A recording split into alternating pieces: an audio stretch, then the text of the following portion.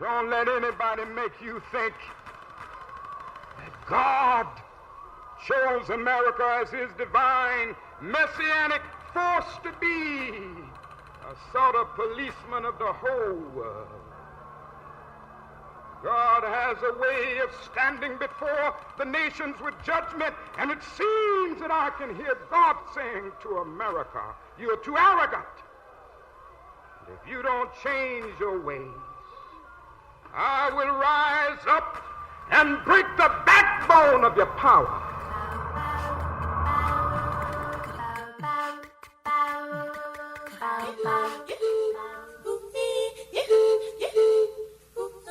Otap, this is Femi here with Freedom Now, and your ears are in tuned at high frequencies in a liberated zone. Freedom Now is a Pan-Africanist, global news outlet from coast to coast, dispelling the Western propaganda media and their all lies point of views. Freedom Now is devoted to relay true news, views, and proper clues to form solutions around freedom for the oppressed worldwide. Now, get relaxed, grab a pen, and phone a friend, because Freedom Now is set to begin to awaken deep sleepers dreaming about freedom now, within, in, freedom now, in.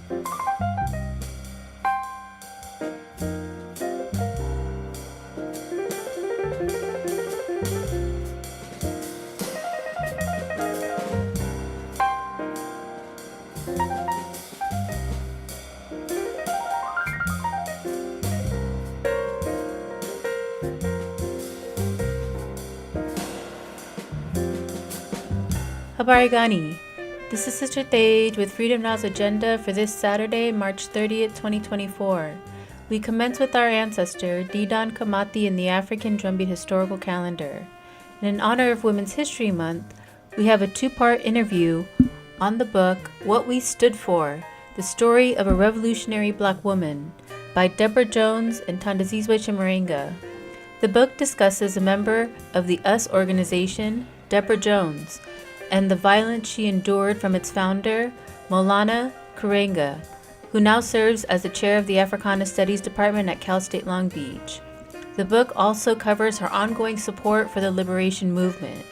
And in this two-part series on this Freedom Now Hour, we first broadcast Deborah Jones and Thandisizwe Chimurenga's interview with Margaret Kimberley from the Black Agenda Report, and then the interview that Freedom Now co-producer, radical historian, professor of African American Studies at the University of Houston, Dr. Gerald Horne, has conducted with Deborah Jones and Thandisizwe Chimurenga, where they give more detail about their publication, What We Stood For, The Story of a Revolutionary Black Woman.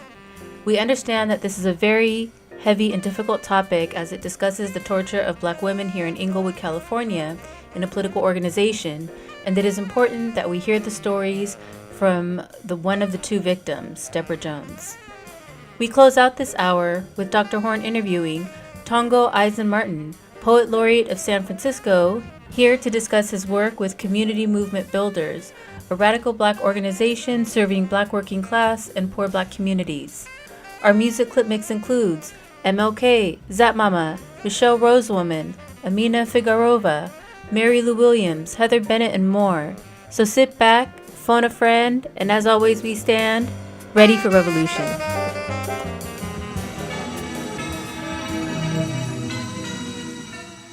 L'impérialisme, à bas. Le colonialisme, à bas. Le néocolonialisme, à bas. Le sionisme, à bas. L'apartheid, à bas. Foster, à bas. Ian Smith, à bas. Begin, à bas. Vive la révolution! Vive la révolution! Vive le président Sékou Touré! Vive la révolution africaine! Vive la révolution africaine! Vive la révolution!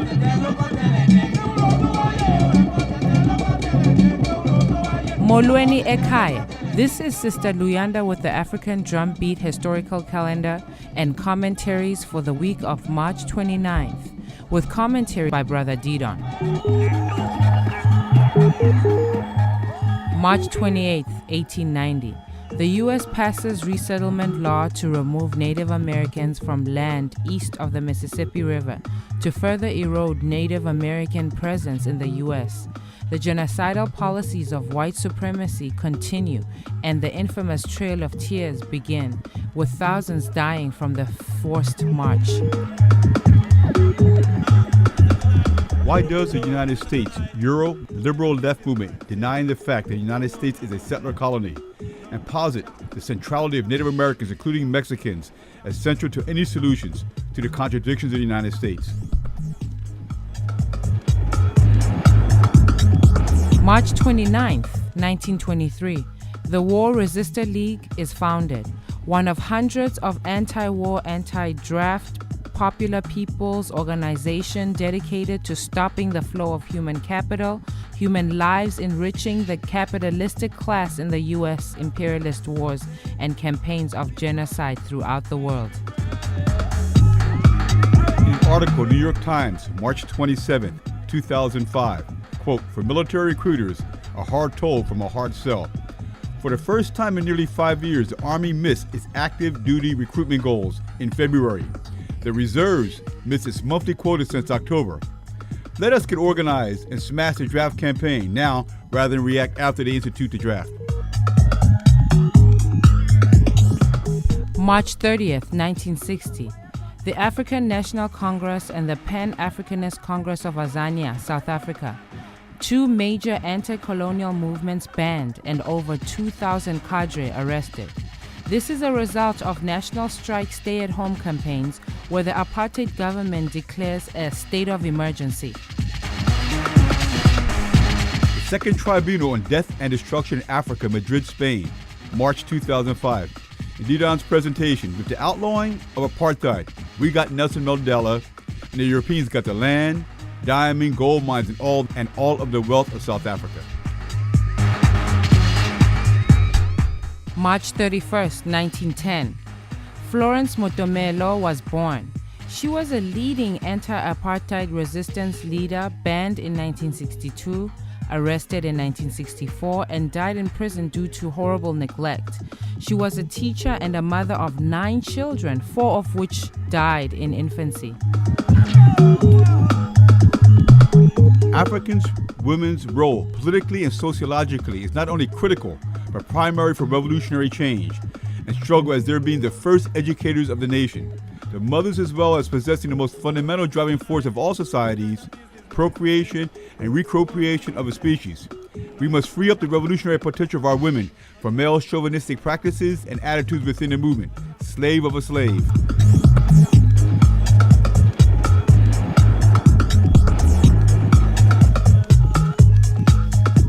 April 1st, 1967.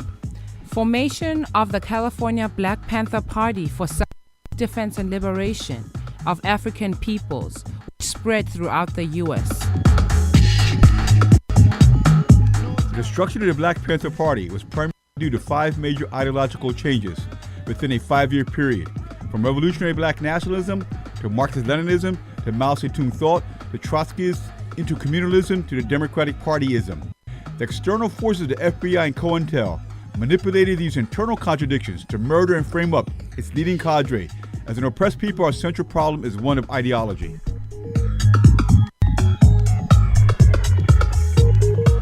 April 2nd, 1980. Africans in Brixton, England rise up in urban rebellions against racism. The worldwide European capitalist oppression of African people globally and historically, and conversely, our resistance can be demonstrated from Australia to India, from Brazil to Nigeria. This is the reason why a highly disciplined global Pan-African party and corresponding mass movement is the only solution to our global oppression. April 3rd, 1919. The British massacre over 400 and wound over 1,200 at Amritsar, India. India, the home of the largest national population of black people in the world, is founded on the racist caste system of Hinduism, which permanently places the untouchables, the scheduled caste, in a state of perpetual bondage. Only when African people think globally and react globally Can we free up our brothers and sisters in India from this 1,000-year-old caste system? April 4th, 1968. Reverend Martin Luther King Jr. is assassinated while trying to organize workers in Memphis, Tennessee. Dr. King's advancing ideological position on the war in Vietnam and on organizing workers into militant trade unions posed a non-resolvable contradiction with the foundation of U.S. capitalism. Within 24 hours of his assassination, over 120 cities in the United States, as well as cities with Africans in England, France, Germany, and the colonized microstates in Africa, rose in mass urban rebellions, heralding a new era of black power and expansion of tactics from solely nonviolence and integration to one of freedom by any means necessary. April 3rd, 1948, Luisa Amanda Espinosa was born. She was one of the first members of the FSLN, Sandinista National Liberation Front. She protected safe houses for underground comrades and weapons. She was the first FSLN woman to die in the battle at the age of 21. Imperialism divides and conquer strategy has driven a wedge between younger militants and seasoned militants. Our task must be to destroy this so-called generation gap and link the historical struggles of the elders with the ongoing struggles that our youth are waging today. United we stand.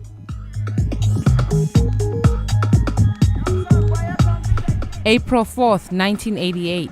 Angola, SWAPO, and Cuba defeat the racist government of South Africa and the U.S., CIA and UNITA-backed armies at Quinto Carnaval. The tri-party unity of Africans from Angola, Namibia, and Cuba were able to stop and defeat the most powerful military force in Africa, the European-dominated South African Defense Force, and its backer, the most powerful military in the world, the United Snakes of America. This is one example of many of how Pan-African unity can bury European imperialism.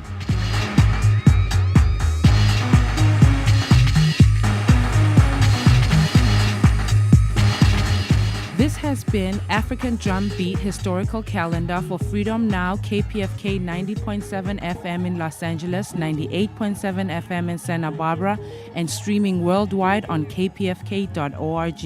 And in the language of our freedom fighters in South Africa, we want to end with Amandla Awethu, Amandla Awethu, Amandla Awethu.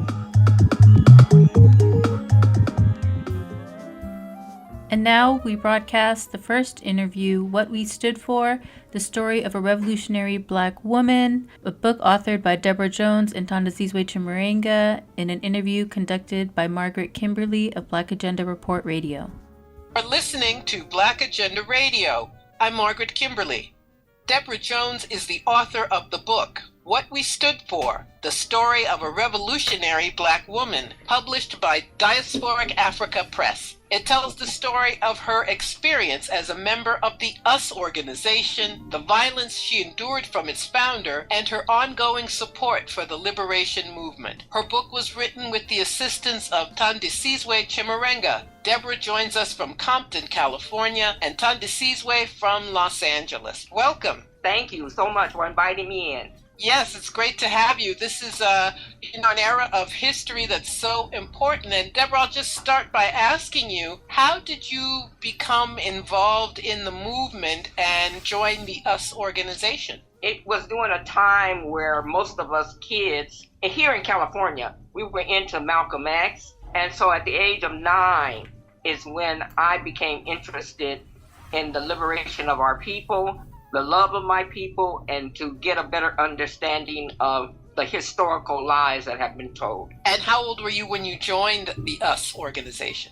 I was 17 going on 18. How long were you a member?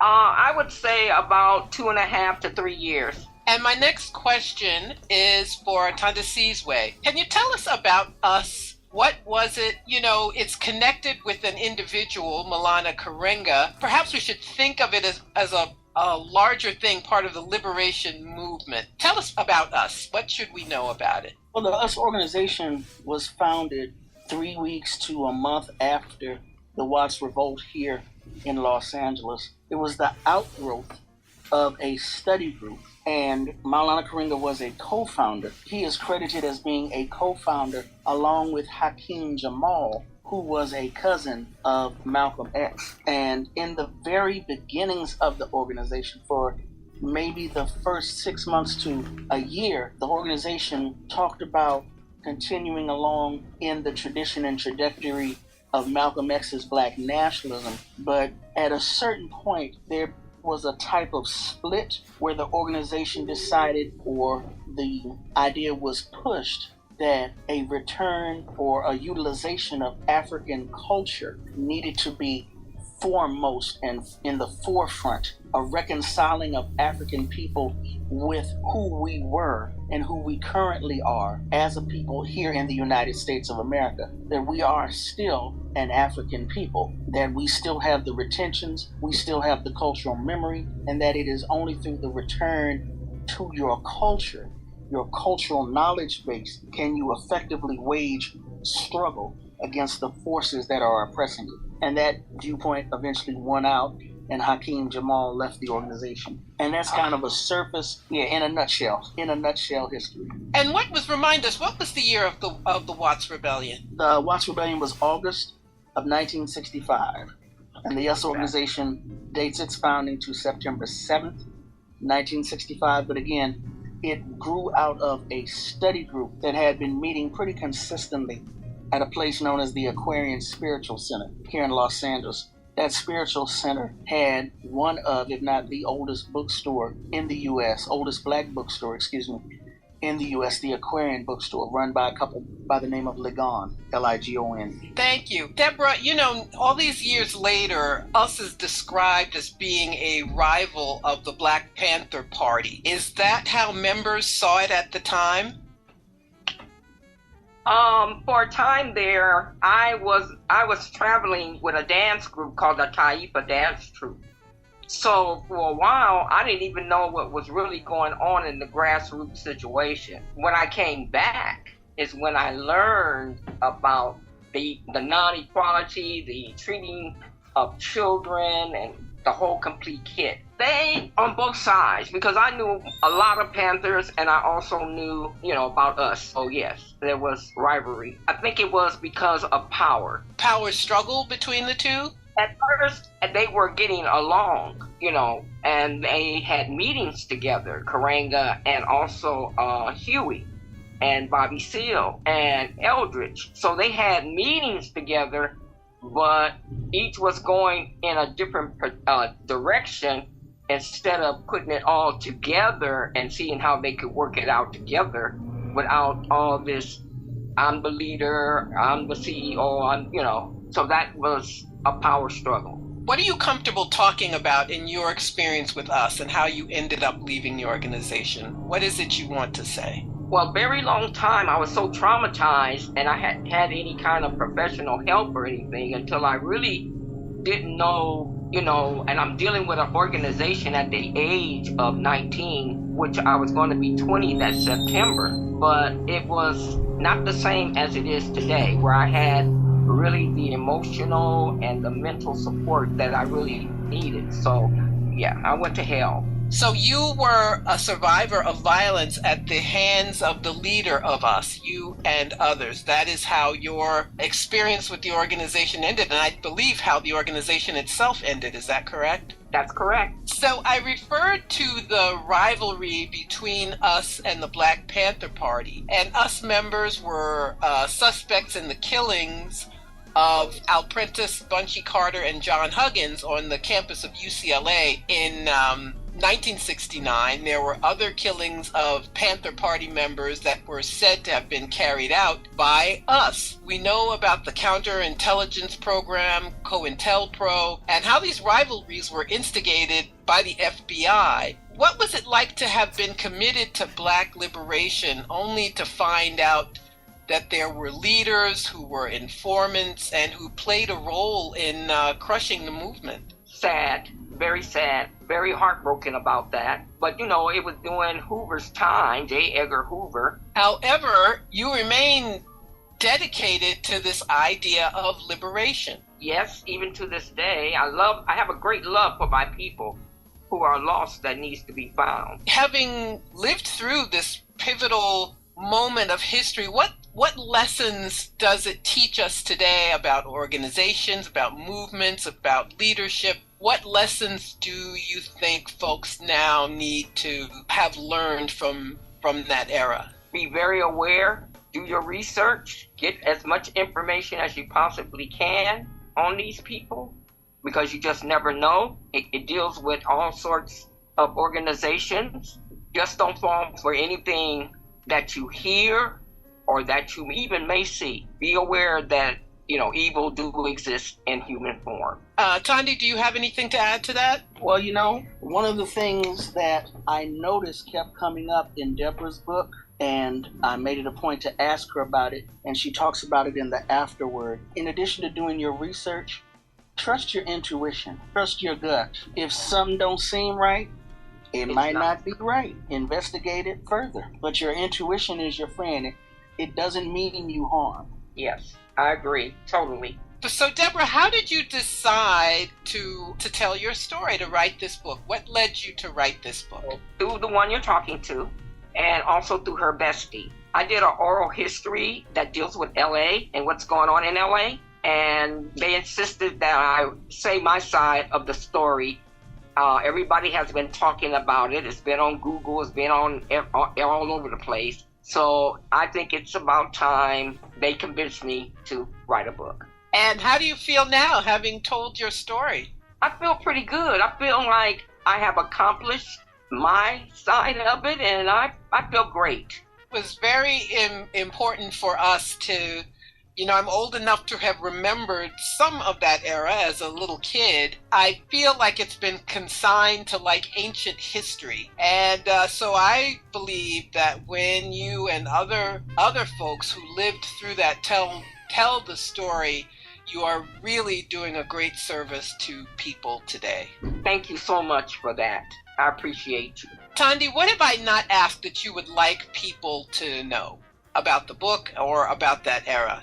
One of the things that Deborah's story shows is that when there are internal contradictions and there are character flaws that go unaddressed, when there is no accountability, it allows our true enemy to exacerbate our internal problems, our internal shortcomings. We talk a lot about how COINTELPRO destroyed the Black liberation movement, but we don't talk enough about the rot within, the rot that was already there. And I think that is something, that's something that I hope Deborah's story, the telling of Deborah's story, will highlight and lead to more discussion of.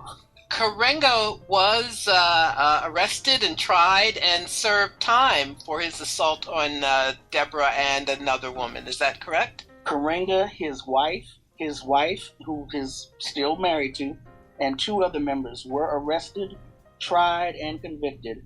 I don't know, unfortunately, the sentences that the others received, but Chimurenga received a sentence of 1 to 10 years and was released after 4. And he's still alive, isn't he? Yes, he is. Still alive and employed at Cal State University, Long Beach. As a professor. And is this part of his history? Is this something that comes up often? Or he's credited with, and I don't know if it's accurate, he's credited with bringing Kwanzaa to millions of people, but he also has this history. Is this something that comes up very often, this other part of his history? I'm not sure how often people confront him with it. I do know that he has, over the years, he has always maintained his innocence. He has always said it was trumped up charges, and he doesn't discuss it any further than that. But most recently, as of, I believe, 2022, he appeared on a show on the Black Power Media platform and stated that there was no victim, in essence stating that this did not happen. So he's calling Deborah and at least one other person, he's calling them liars then.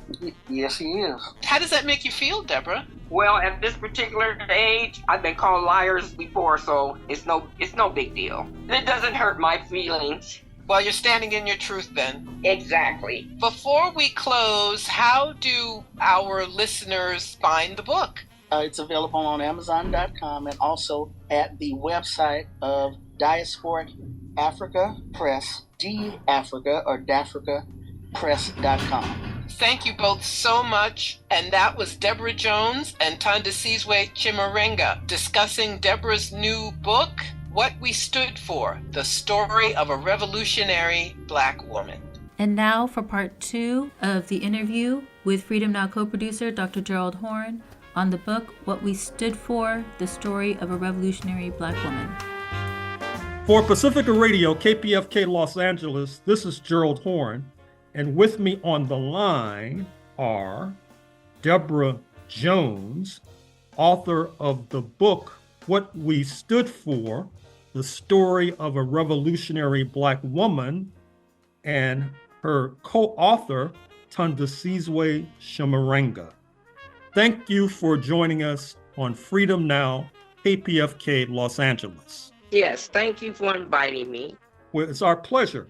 So, Deborah Jones, what are the themes and the argument of this book, What We Stood For, the story of a revolutionary Black woman? Well, the themes, really, my 2 years or 3 years in us, one of the themes, also my childhood, which is, I think is important, to let you know how LA was at that particular time and how teenagers thought of things at that time.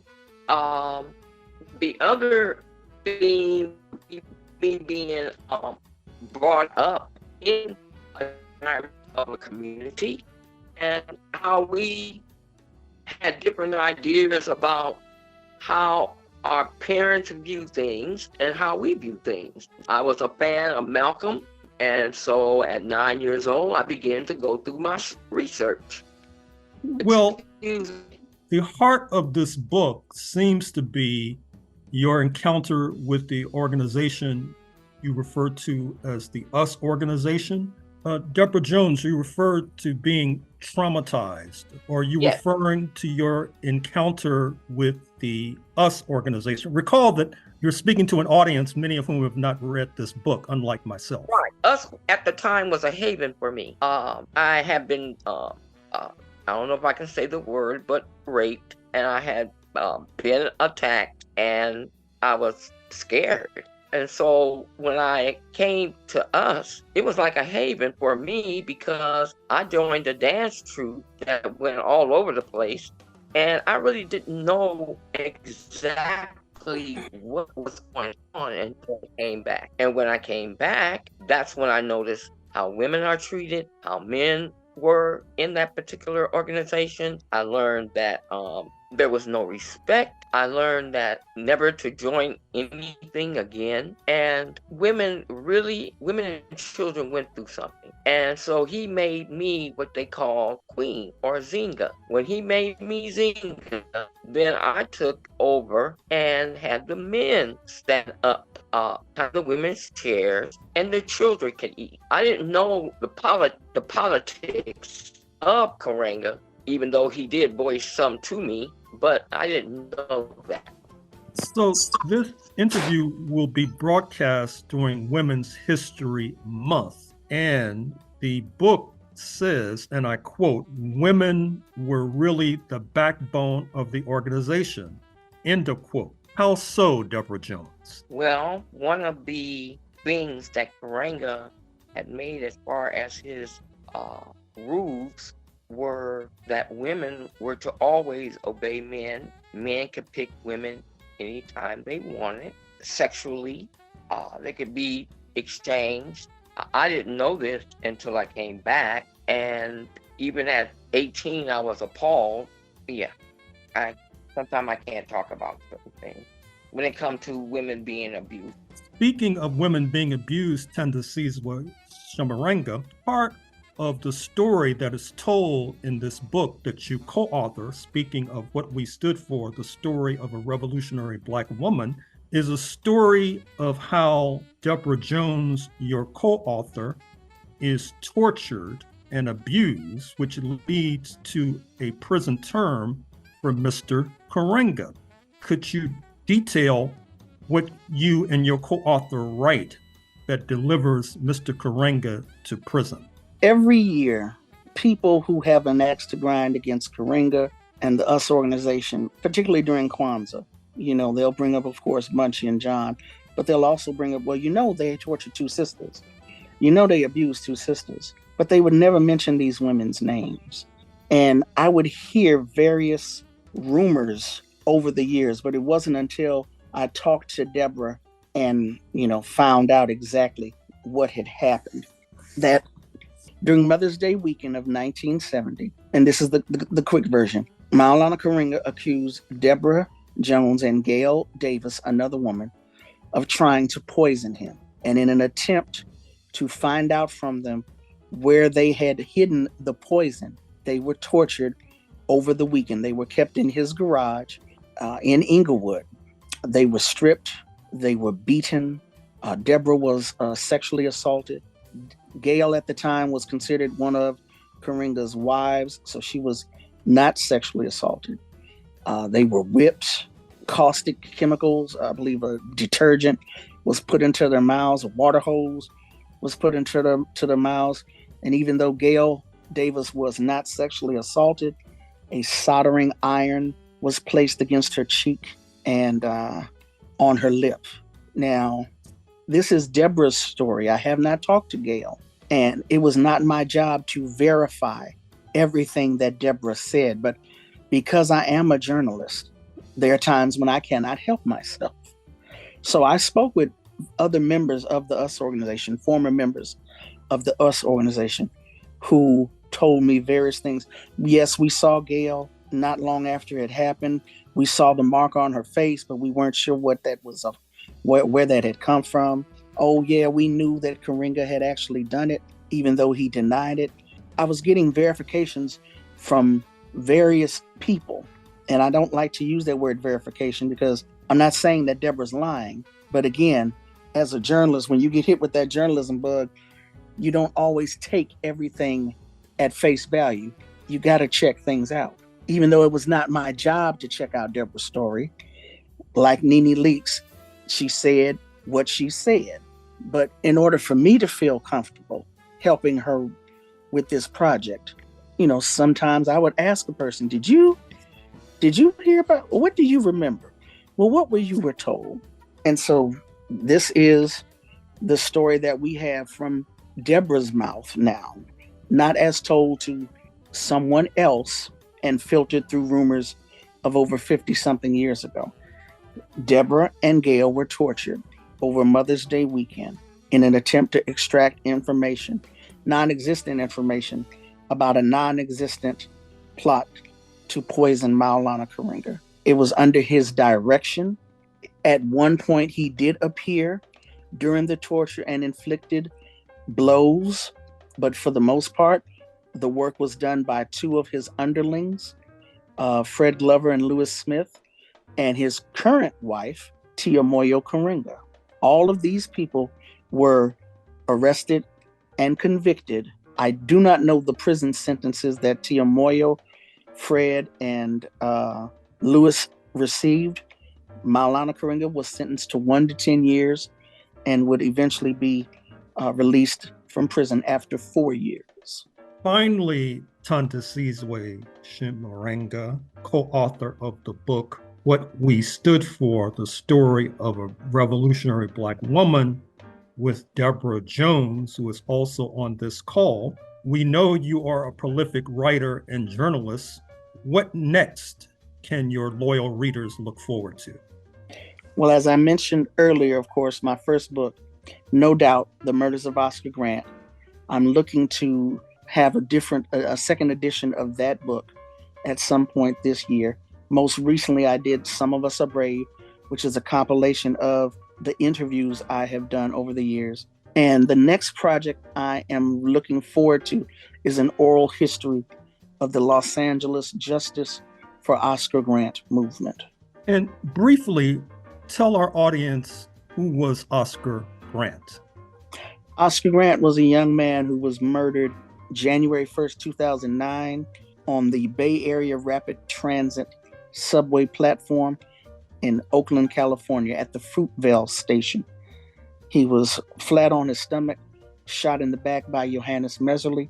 It was captured on dozens of cell phones and digital cameras, went viral around the world, and led to the very first arrest, trial, and conviction of a law enforcement officer for an on-duty shooting within the state of California. That trial, the incident happened in Oakland, but the trial was brought to Los Angeles in 2010, and I covered that trial every day for various media outlets, and that is what my first book, No Doubt, The Murders of Oscar Grant, is based on. Well, I'm afraid we're going to have to leave it there, Deborah Jones and Thandisizwe Chimurenga. Yes, did you have a point, Deborah Jones? You know, everything she said, I'm not that horrific right now to relive everything over and over and over and every year. And, you know, so I just want to say that I hope our people can understand that, which is going to be hard, understand that we need our unity, we need to love each other, and we need to get back to what we used to be. And I thank you for inviting me, and I'm getting ready to call it a day. Okay, fair enough. Thank you for joining us on Freedom Now, KPFK, Los Angeles, Deborah Jones and Thandisizwe Chimurenga. Thank you for having me.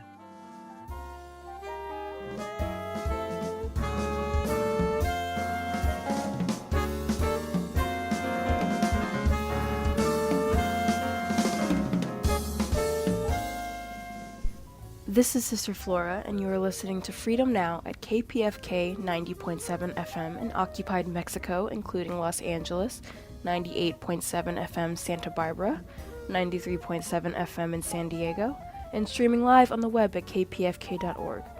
Today's program, as well as 10 prior editions, can be reheard at kpfk.org/audio archive, and scroll down to Freedom Now. From 12 to 1 p.m., following Freedom Now is our sister Assumpta, with Spotlight Africa addressing issues facing Mother Africa.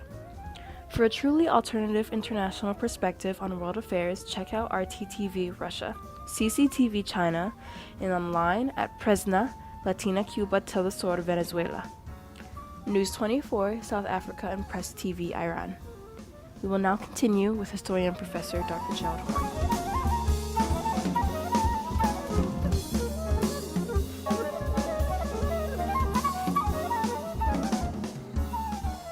For KPFK Pacifica Radio in Los Angeles, this is Gerald Horne, and with me on the line is Tongo Eisen-Martin, Poet Laureate of San Francisco, but for our purposes here, a representative of community movement builders.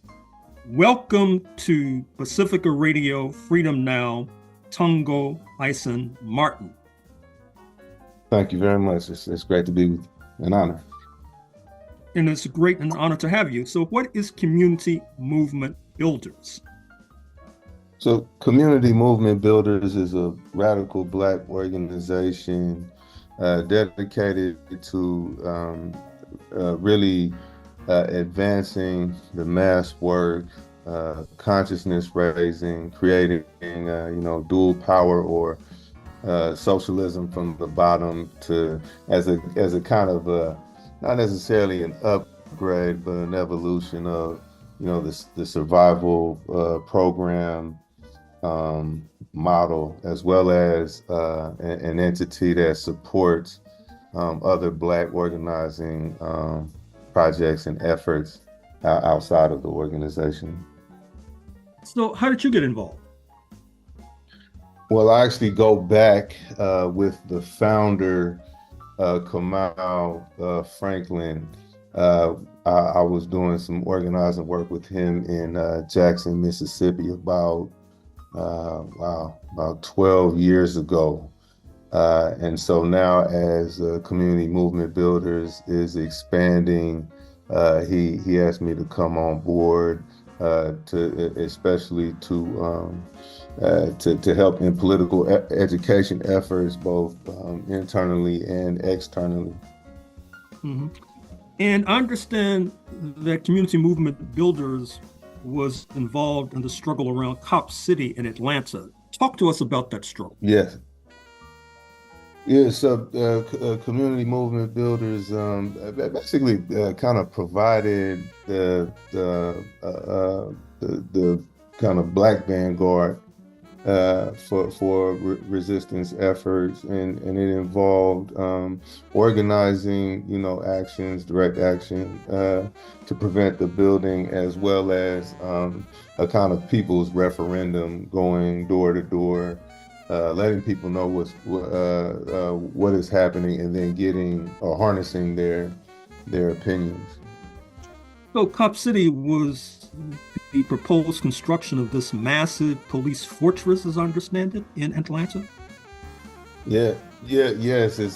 So it's a huge training facility that basically is going to train kind of the next generation of cops how to repress, so-called urban populations even more severely. And these cop cities are popping up all over the United States right now. So the kind of the writing is on the wall that this hyper-militarization that the United States has always hung its hat on is now going to accelerate even kind of more rapidly. So this is definitely a place to or a side of resistance that we need to take a stand on. It has the most immediate ramifications, especially when you look at kind of the neo-Confederate wave of violence, both practiced by police and civilians in this move from a significant segment of the ruling class to save capitalism with a kind of deadly handmaid's tale. We have to. This has to be at the kind of the one of the foremost concerns of radical consciousness and praxis right now. So is Community Movement Builders active in either California or the City of Angels? Yes, Community Movement Builders has 2 chapters in California, actually one in Northern California in Sacramento and another in Los Angeles. Oh, I see. Go ahead, sorry. Oh yeah, so and I should have said on the outset too that Community Movement Builders very much kind of promotes regional praxis based on the material conditions of that locale. So in Sacramento, basically the chapter there in a very impressive way took the 10-point program from the Panthers and created institutions or small, people's institutions or people's structure to directly express the demand. So they have a school, they have a health clinic, and other other kind of people structures to help stabilize folks in one of Sacramento's most kind of cinematic domestic colonies. And down in Los Angeles, the emphasis is there's a lot of coalition work with other Black formations, as well as a kind of emphasis on food and supply distribution to the most kind of vulnerable, oppressed people, houseless folks. Now, separate from your work with Community Movement Builders, I understand that you basically created a curriculum as an outgrowth of the Paul Robeson-led We Charge Genocide campaign of the early 1950s. What did that entail?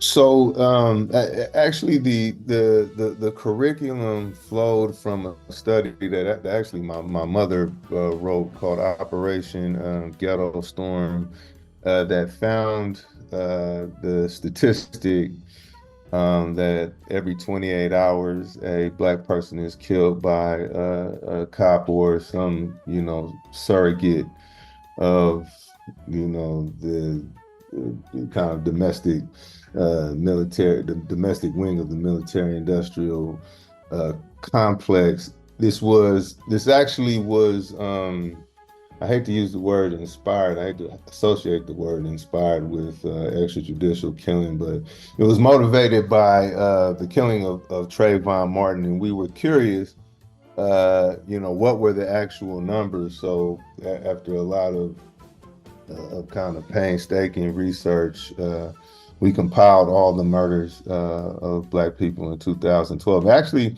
there's probably more than every 28 hours, but to be kind of responsible, we did not count the cases where race wasn't explicitly given. But if you look at, kind of the location of the murder, you can make a wise assumption that there was someone Black. So anyway, there are all these kind of, just these ridiculous patterns of murder, like only, I think only like 12% of Black people killed were actually in the middle of committing a crime, and of those killed, the overwhelming majority of those crimes were not capital offenses. Mental health intervention caused a lot of murder. Domestic violence caused there was a lot of murder. And so my role in creating the curriculum was to create a curriculum to provide an ideological framework for these statistics, and just kind of help people really co-create their own understanding of what we're looking at, understanding that what is the whiteness that extrajudicial killing flows from, really it kind of betrays its nature, in that whiteness, just as much as a privilege or a kind of an economic gain, is actually a deputization, and would have really the entire population participate in this permanent suppression of Black people.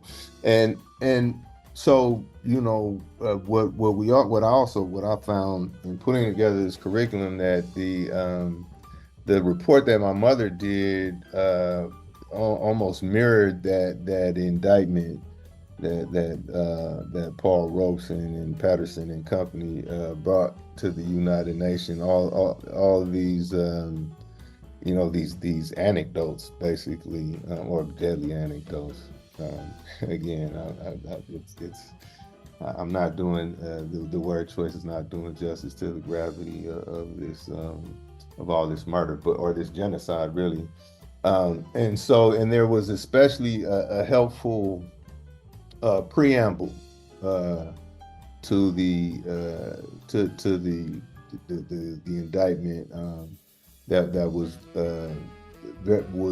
I used both inside the curriculum and helped kind of guide my own organization of the curriculum. You're also written, as I understand it, this particular phrase, i.e., quote, monopoly of violence to suppress Black and Indigenous resistance, unquote. What does that mean? Well, I think so. Frantz Fanon said that, or to kind of paraphrase, I'm not the best with the direct quotes. He said something to the effect that Black people are not just considered moralists, but actually considered the enemy of morals. And so what this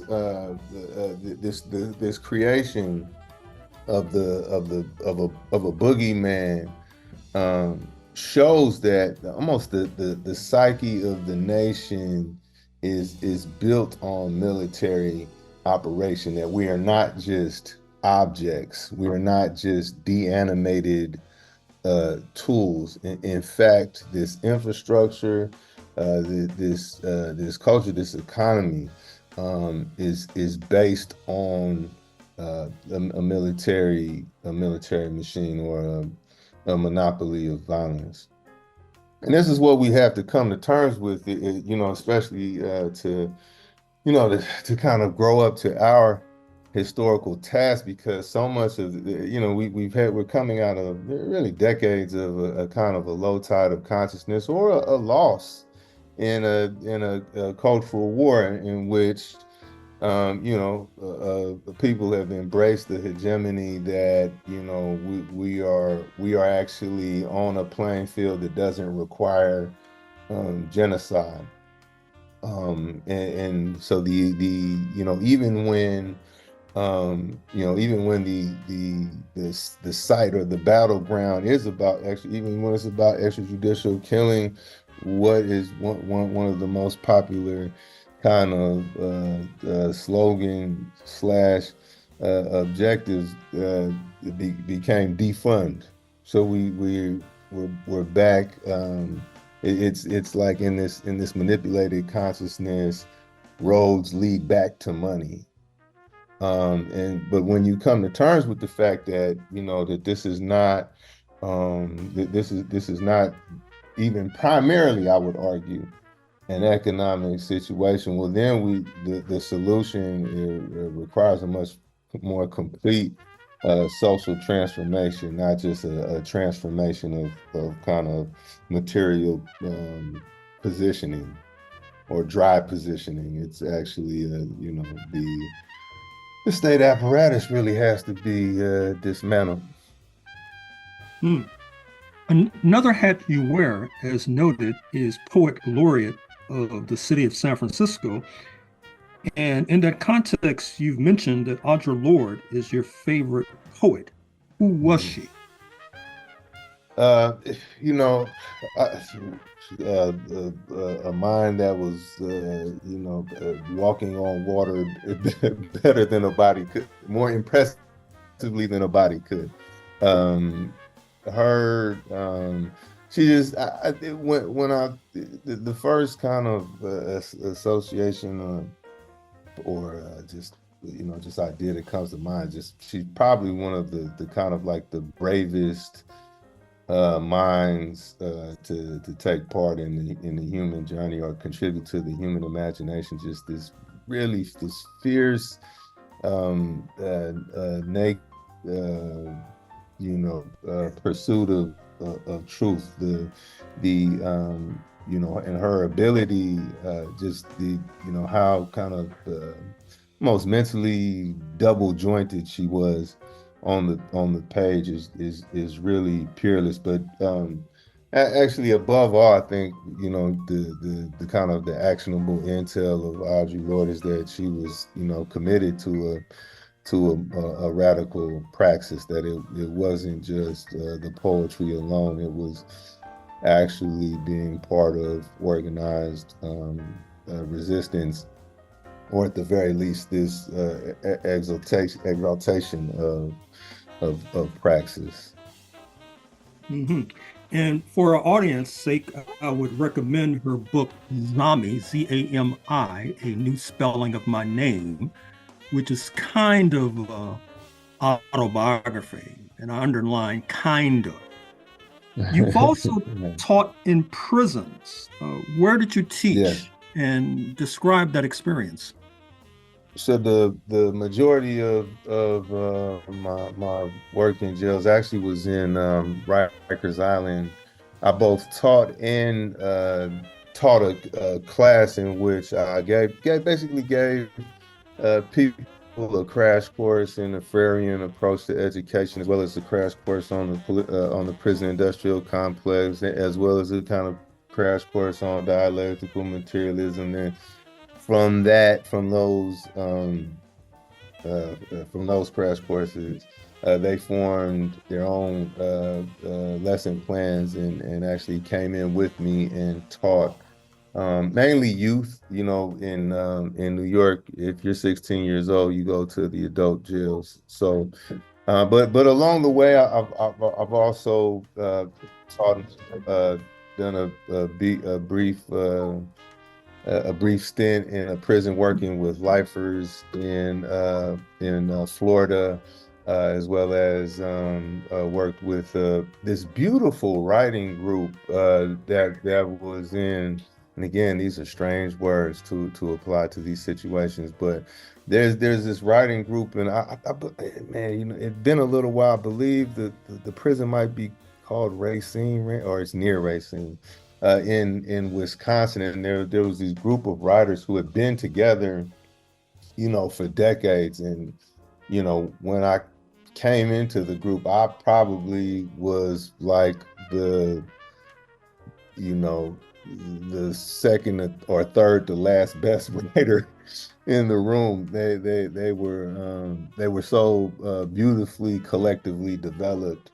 I've also taught in San Quentin prison, and I went to this this Scary Max in Colorado. I'm blanking on the name now, but it was kind of fresh out of the same imagination that would offer 1984 or some kind of dystopian future. It really was a kind of a disgusting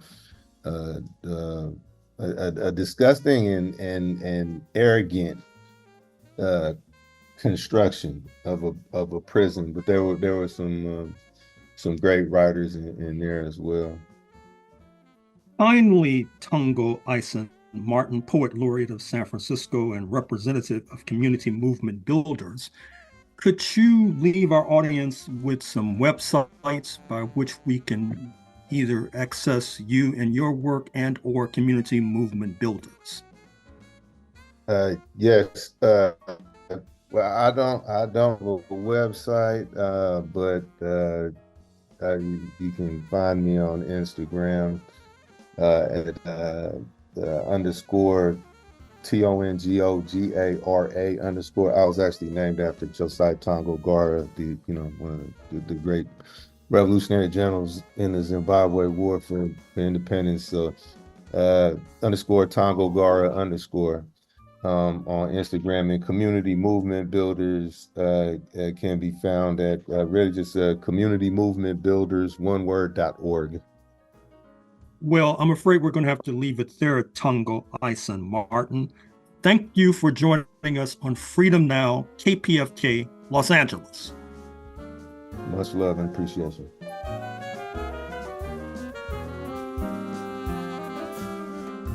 And in closing, we'd like to thank our guests. Thank you, Deborah Jones. Thank you, Sister Thandisizwe Chimurenga. Thank you, Tongo Eisen-Martin. Thank you, Margaret Kimberley. Thank you, Dr. Gerald Horne, our producer, Sister Flora, Sister Femi, Brother Brandon, and all those who made today's program possible. Our board op, Wendell, thank you. Special shout out to Mark Maxwell for your support. Please stay tuned for our sister Sumta with Spotlight Africa coming up next, addressing issues facing Mother Africa. And until next week, signing off for Freedom Now, this is Sister Thage, and as always, we stand ready for revolution.